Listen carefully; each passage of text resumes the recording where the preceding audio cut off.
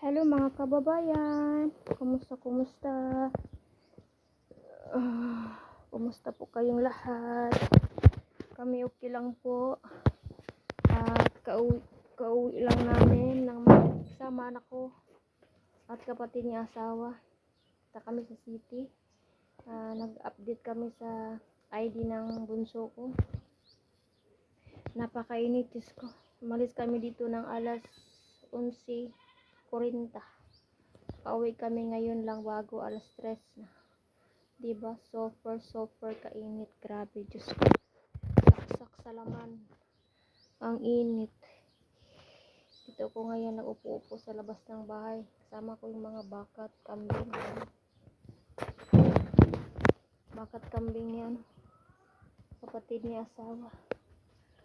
Ay, nako, Diyos. Napakainit ngayon dito sa India, Diyos ko. Grabe po talaga. Kaya kailangan talagang umalis, kailangan talagang lalabas ng bahay. Kasi kailangan talaga na yung ID ni bunso.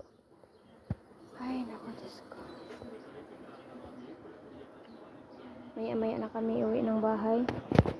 At kumain para kami bumili kami ng watermelon. Kumain kami ni bunso. Nakatulog yung kapatid ni asawa. Pinatulog mo na kasi maya din siya ng gatas ng baka. Gisingin ko siya maya alas 4 kasi ng gatas ng baka. Maya na rin ako uwi ng bahay mga 5 kasi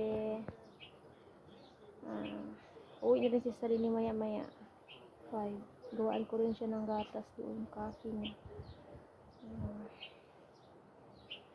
Kawawa din naman pag uwi ng bahay wala makain, kawawa, diba mga kababayan?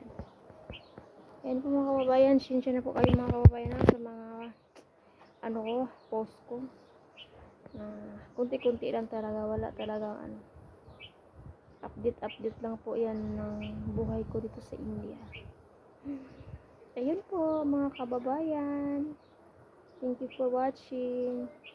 Pagod na ako, gusto ko matulog, ayaw ko matulog kasi gusto ko na rin umuwi ng bahay. Sabi ng sa maya na lang ako uwi kasi muna siya ng gatas.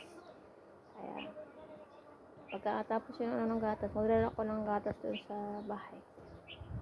Ayan po. Bahay ng mga bakat kambing. Maraming salamat po. Bye-bye. Hindi lang mag-video sa loob kasi nandito yung kapatid niya sa natulog. Thank you for watching.